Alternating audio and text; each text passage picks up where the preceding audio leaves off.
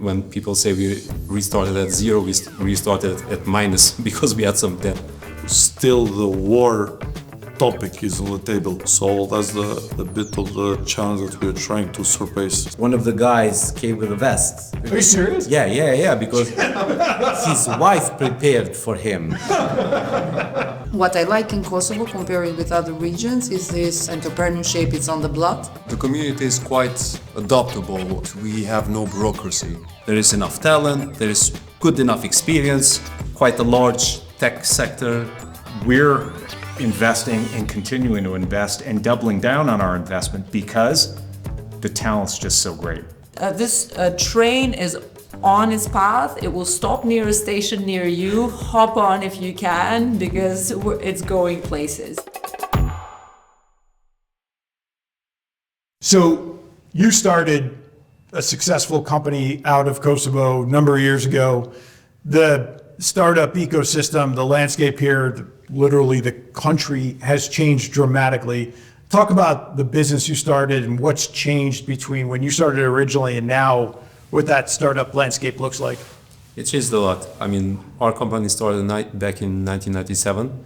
It started by my brother and one of his partners, and it was pre-war era in Kosovo, so which changed through different milestones since then. It's been a long time, even though we are still one of the biggest companies in Kosovo, currently doing software development mainly. Back in 1997, it was a completely different environment. It was hard even to register a company in Kosovo, which was private owned. And back then we were doing basic networking services for private companies here. We restarted back in 1999. And we actually, when people say we restarted at zero, we restarted at minus because we had some debt with our partners. And we started building back in after the war, telecommunication services, software development, and until 2008 when we were acquired by a large international company. So it was one of the first success stories of attracting funds to the Kosovo. It was the year that Kosovo declared the independence, so it was another milestone of changing the PR of the country and companies who were trying to sell and to provide services for the international community. So now it's completely different experience, completely different environment. I hope the startups which are current don't have to go through what we did back then. A war. I mean, war at first, and then many other obstacles, and especially the funding, the human resources, and a lot of other things that today are much easier. I cannot say that they don't exist, but it's a different approach that they need. And that's why we try now to share this experience with new startups and help them out, scale out. Yeah, I mean, it's pretty incredible, right? When you know, entrepreneurs, I think anywhere in the world, the sort of universal thing with any entrepreneur is, in any startup ecosystem, right, is it's full of adversity. It's full of having to overcome challenges, but not like that, right? And that's extreme. I mean, you literally started a company before a war started. There was a war, you paused the company, then you went on to restart the company and then exit the company. That's a level of resilience that just goes beyond, you know, anything. And so I think, you know, if you're a founder, I'm gonna put you guys on the spot. I think you both have startups here, you know, that's a pretty big bar, right? That's a pretty big standard to meet. What's it like today starting here? I think what Vigan mentioned, apart from the war, is pretty similar, especially to the funding part. Lately, Kosovo has become more known globally, so the funding has become a bit easy, but not so much as the EU countries. Right. And that's a big, I believe, blockage. Because even if you get the funding from outside sources, outside Kosovo or somewhere, VC that are abroad, is still the war topic is on the table always. Yeah. So that's the bit of the challenge that we're trying to surpass, so we can move to the next era, I would say, and get easy funding. But in the meantime, have I would say, more secure cooperation between countries or intermediate. Because as right now, if you get let's say a problem with a court or something, you cannot solve it either if you have against someone or someone against you outside Kosovo, I'm saying. Yep. And that's the funding we're more focused. Yep. What do you think? Yeah, I think now it's definitely better than what it used to be when we got started, for example. But definitely it has still obstacles that we need to overcome. So we need to, it's mentioned before also that funding is one thing that it's not like as easy as accessible as in other countries, for example.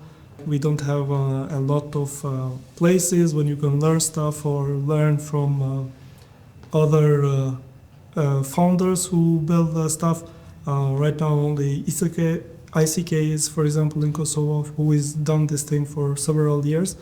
And but there is nothing much more than that. So we still need more focus in the startups, and because there's where new ideas come from and innovation comes from. I think that's what we need to focus more. So much of a startup landscape really comes from the experience, right? So you have a company like yourself that starts, some of the other notable, companies who have grown here, more recently. They become breeding grounds for the next set of entrepreneurs to then they get that experience, they go start again. For you of you are mentors here, how do you help founders, entrepreneurs that are here that are building kind of overcome that maybe experience gap because you haven't seen, they haven't had that experience inside companies that have really scaled? For me, it's a bit easier to, let's say, act as a consultant, because I also have an experience of being on the other side, building a startup and also being part of a very large transaction. Being part of IPCO, which is one of the success stories also in the region, starting as a smaller company and also transforming from an internet service provider to telecom. Also being part of the transaction to the larger company, or acquisition from the larger company, but also during the time when I was also there, we were also acquiring smaller companies. So all this transaction thing and valuation was part of the thing we've done, and that kind of experience and trying, me and my partners in the company as the consultants are trying to also transfer to startups. And that is a challenge. I also very often say that I'm also blessed with two grown-up kids who also are entrepreneurs, and learning from them, from that mindset, because it's not easy with my mindset and or the mindset of my generation to really try to tell something to millennials. Are more easy to deal with. Gen Z and others are a bit more. Nevertheless, again, going back to the blessing I have, I'm learning from them. I'm kind of learning how their mindset is working and really trying to get into their mindset and explain in the way they would not understand and know, but be motivated.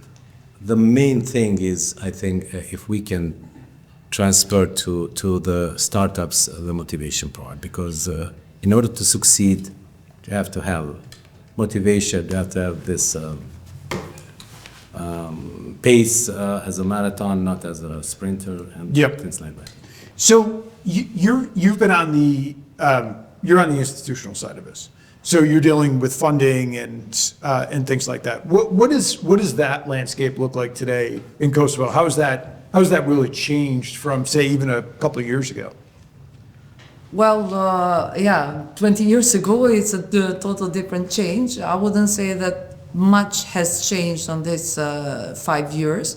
just because, as Arbor and others said, there is no VC or funding that is available here. You don't have even an accelerator here that, and not to mention also the bridge between, let's say, education and incubators. So this cooperation needs further strengthening. I'm sharing this comparing with other regions. So we were on the good path, but somehow still we didn't came to the desired outcomes that we have this ecosystem mapping. However, what I like in Kosovo comparing with other regions is this really entrepreneurship, it's on the blood. So as Vegan said, probably entrepreneurship is also for Kosovo as a surviving mode because there were no opportunities to work somewhere else. So you needed to start your own endeavor. So what we are trying to do is really linking the whole ecosystem. So trying to bring also, because working for an international financial institution, we have a brand, it's operational in 26 countries. So what we are trying to do is really trying to put on the table to VCs and other investors like the opportunities in Kosovo as well. You know, from the VC perspective, market is very small. When they see it, it's 2 million inhabitants. They will say, okay, there is not much to do. But when you are in the ground, as you are, so it's totally different. So we need to work also in promotion, and some of the references really can be used in order to scale and support more these startups. Yep. I'm going to ask, so Jim is my business partner. Don't put him on the spot for a second, but he's also now an investor in Kosovo as well.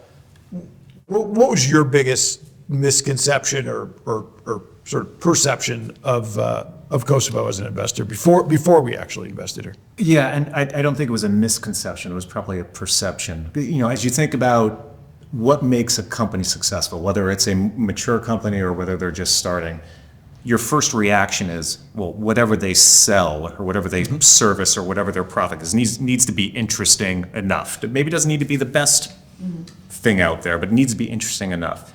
But the success of a company is going to really be the people that then bring that organization or product or service to life. And when we first started visiting, specifically in Pristina, and started learning about the people and started talking to much of the younger generation, we found a few things that were different than most other places in the world. And we've had, teams and have built companies in many areas of the world.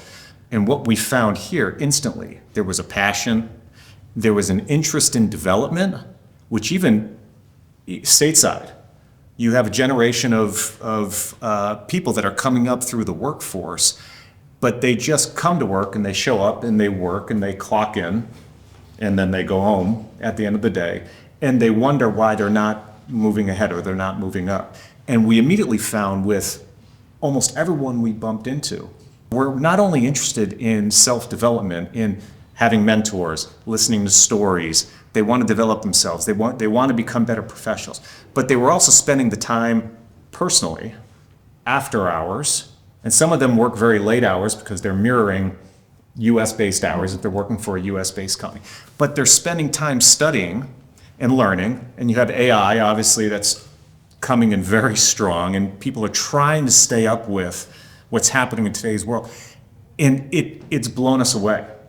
And we're working on, and as a leader in a medium-sized technology company in the US, having now more than half of our staff based in Kosovo, based in Pristina, we're investing and continuing to invest and doubling down on our investment because the talent's just so great. And that's been just an amazing experience. And we're convinced our growth will be based on the strength of this next generation of talent that's coming up. All that is true, but we should be honest for a second. it was also the food. Every meal's been amazing, and every time I go, and they make fun of me on every single visit I come because I believe that I'm an Ibar expert. He's an Ibar snob, is what he is. That's what. I wouldn't use that word, but So you were about to say something way more important than me. It's segue into what you were saying. My name is Yehona. I'm the Chief Operating Officer of ISA Consulting. It's a company that was established in the US and originally had its engineering team in India and Pakistan. And about 2 years ago, they decided to pivot into the region. The founders are actually Albanian Americans.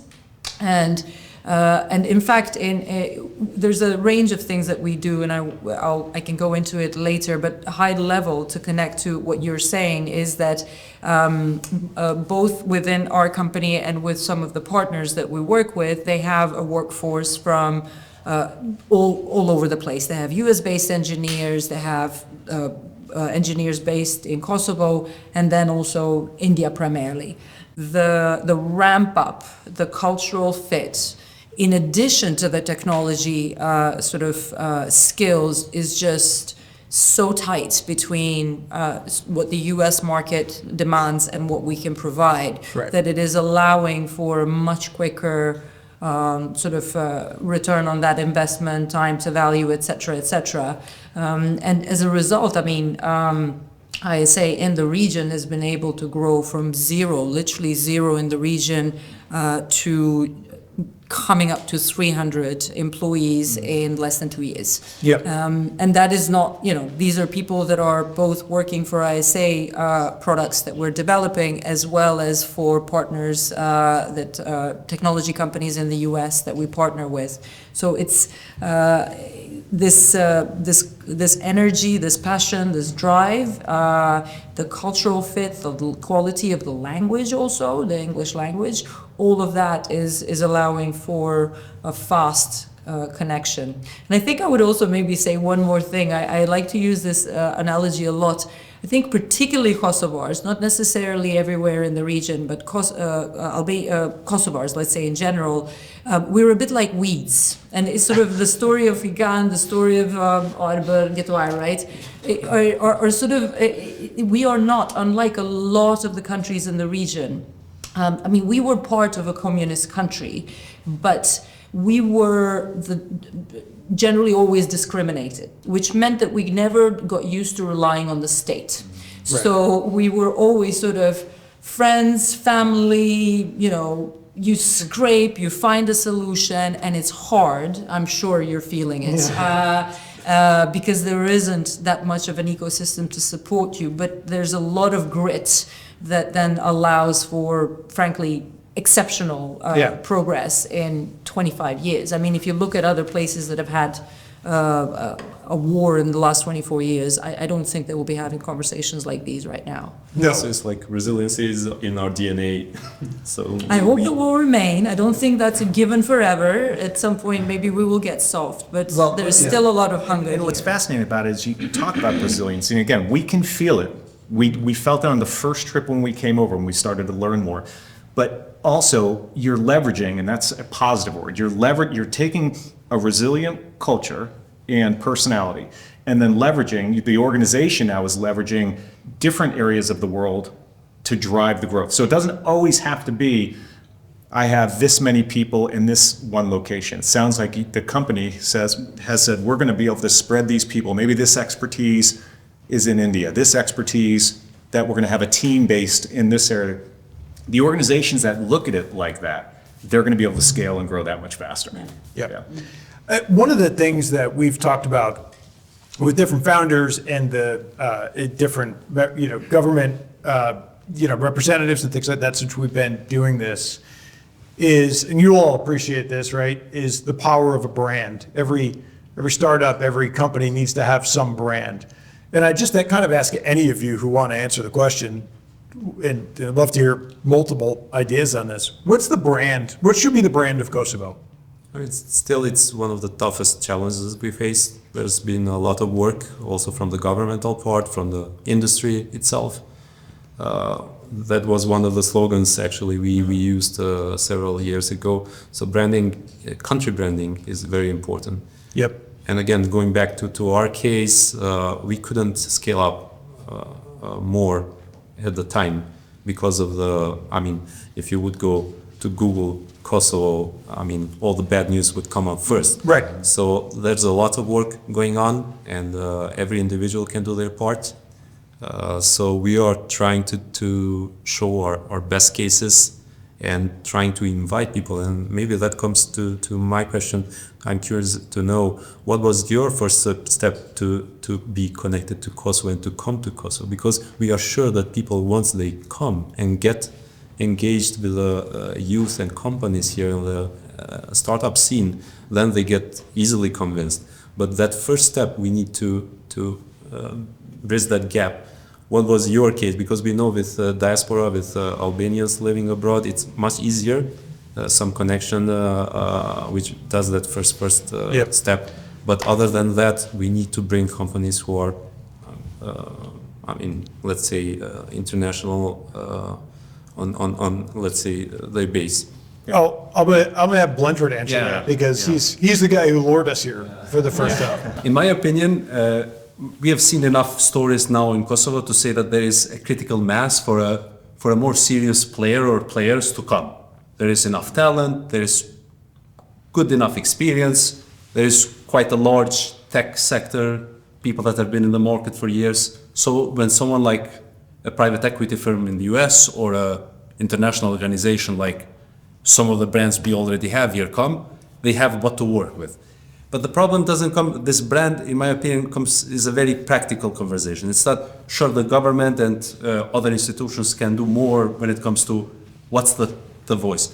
But in my opinion, most of the branding is happening from companies that are here in the market, Taktika is one of the companies I have started 8 years ago, and it's a marketing company here in Pristina. We are working with international companies for the last 8 years. So maybe at this point we have had like 200 partners. Right now we are at about 60. Most of them are companies in the US that never heard of Kosovo. Many of them still don't know that we're in Kosovo. But they hire us because we do a good job in what we do. I'm sure that is a similar story for most of the companies here. I don't think they brag or use the Kosovo flag, but there are opportunities then when you do a good job long enough to tell people a bigger story.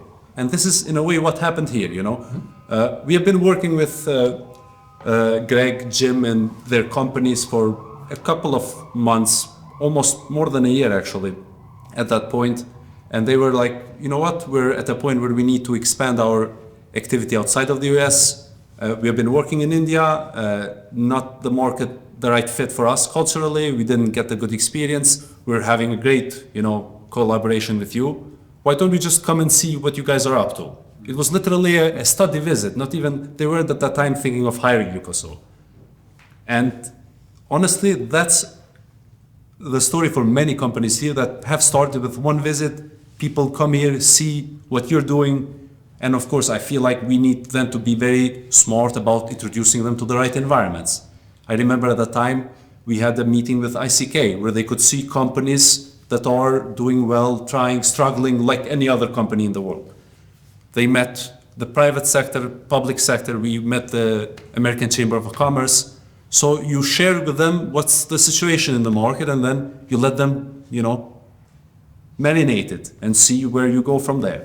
And to them, and I think that's the story for many other cases, it was a no-brainer that we should try at least to do something here. Even then, we didn't have a good idea of what we were going to do. So, that's how it starts. It's organic, You can't force a brand. We can say we're a young, high energy. In my opinion, what we can do individually is just do a great job with the companies we're building and maybe do more in getting people here, Yep. I think I haven't done enough, for example. I can do much more in terms of bringing clients here and see this. Yeah, and the interesting thing for me is, as Bandar said, I literally, the sort of perception, I think, for a lot of, whether US-based investor or I think other countries is, when I first found out, Bledred said, hey, you should come here. I said, where? And he said, Kosovo. And I said, can I go there? Is that, I didn't know I could go there, right? And, that's kind of how the whole thing started. And I've been joking about this. And, I said to, people, I'm going to Kosovo. And I said, is that safe? Like, you could do that? And I said, no, the war actually ended like 25 years ago. Right? It's way safer than most other U.S. cities, right? And Maybe that's the brand. It's safe. well, and one of the things that we've been talking about since we've been here with a lot of different people, and the thing that always is so powerful to me in Kosovo is this kind of concept of like just sort of the birth of a country, and it's so young, right? When you not only the people, but the country is so young. And that creates opportunity on a scale that, I think as an investor, right, that creates opportunity on a scale. I don't know where that can be replicated. I don't know what part of the world you can say this is a really young country that has a very favorable business environment, that is really an open landscape, that is free and is safe. And, there's all of this opportunity. I don't know where else that exists. And to me, that's the part of the story that we hope this does, this documentary does. But there's so much more to it that has to get told. And some part of that, to me, that has to be the brand, right? That it's young, right? It's young, and that creates opportunity. When I think I want to pick up on a word that Blenver used, which was network, because that, to me, that's the way the next generation of, professionals here can drive their career, is continue to the network. And but they might not know how to do that. I said, well, okay, fine. I should go talk to a bunch of people. Networking is more about making connections, meeting people, not necessarily asking anything from them. It's actually the opposite. It's saying, is there anything that I can do for you? And if you approach relationship that way, and this is business in general, you'll find, and they'll find, they'll be able to go further. Because as we connect today, and you just say hello, exchange information, maybe go on LinkedIn together, follow, okay, what does that mean for us tomorrow? Maybe nothing, or all of a sudden there's some other connection that gets introduced to you. That then builds it, and that's that multiplying effect that the country's going to see. But you have to work on it. So I'm gonna throw this out to all of you. If you were to have an investor or a company and you want them to know one thing about Kosovo, what do you tell them? What is that one thing that you think is the most important message that you need to get out, that somebody needs to hear that maybe they don't believe today? Yeah. As a business consultant, Yeah.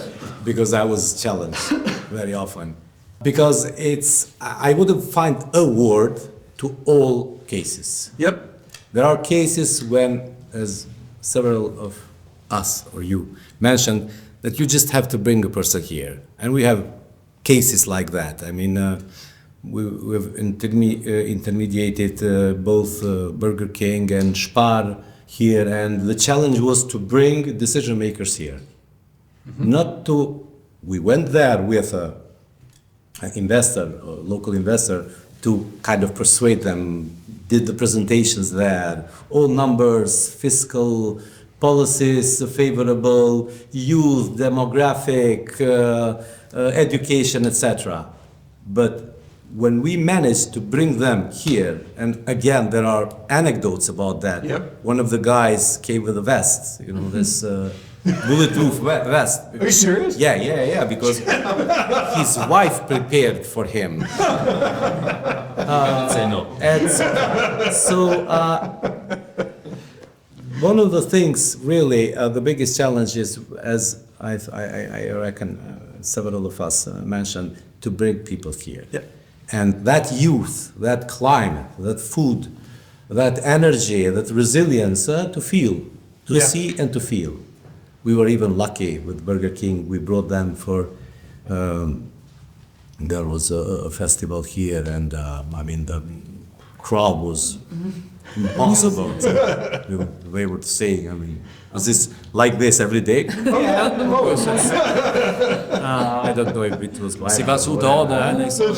And yeah, so not one word. You can prepare in a presentation, again, demographics, nice pictures, videos, nature here, and sightseeing, and all sorts of stuff, because that's also a lot to show to someone who, But you have to feel it. yeah, but Yeah. I think I made a slogan. You have to feel it for yourself.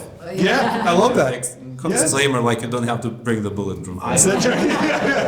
Just include that. as much as it's very important to go and do networking abroad, is also important to try bring Yeah. networking here with Kosovo ICT and with other events, organize events here, not only organize going to excursions. I would say sometimes I also say when going to fairs, don't go as an excursion, but be prepared, and as you mentioned, Yep. not only see what you can learn, but also present and see. I think that's great advice, and that's exactly what worked for us. If Tartiga would come to you, Blender, right? Yeah. Blender would come to you, I wouldn't believe that you would be here at the moment. Right. You wouldn't invest. You have to come. Because we cannot present how we are in No. reality. You're 100%. So, yeah. You're 100% right. That's what Besides makes ourselves- Albanians, I mean, diaspora, worth mentioning that Visar mentioned the Kosovo ICT conference. We're trying to do that as a ecosystem, as a community here. We are trying to do a little bit en masse. So Kosovo ICT is one of the biggest conferences in the ICT conferences in the region. It's going to be held in October. So most of the people who are invited feel the Kosovo experience on their own for the first time. Yep. That's where this networking starts flourishing, and ideas of partnership come into place. And also not only that, but also other festivals like the Sunny Hill Festival, Yep. which is a music festival. Yep. It also brings a lot of people to change this PR and branding of Kosovo as a Yep. whole. What else should people know? They should come. They should feel it. What else should they know if you have to tell them something about it today? We talked about the youth. You know, the not only the youth of the country, but the youth of the population, the resilience, the sort of the feel, the cultural kind of feel of it. You know, what else should people know about it? Do you think? If you were to answer from the startup perspective. I would say that, for example, for an investor, I think it's much easier for them if they have some idea of some sort to test that they want to try. I think Kosovo will be a very good place, like to bootstrap an idea and see how it goes. And also, we mentioned the talent is here, and you can find people that can help with that. And I think that is a good thing that for investor to look forward. And it's a great point, right? One of the things that we talk about a lot is this concept around like decentralized talent, right? And if you look at the cost structure of startups in other countries and what you can accomplish today in Kosovo as a startup, right? Because of the capital and the cost structure and the regulatory environment and things like that, they're so favorable that, you compare that to what, say, it cost a company to bootstrap in the U.S., you can't. I mean, you are fractions of the cost, right?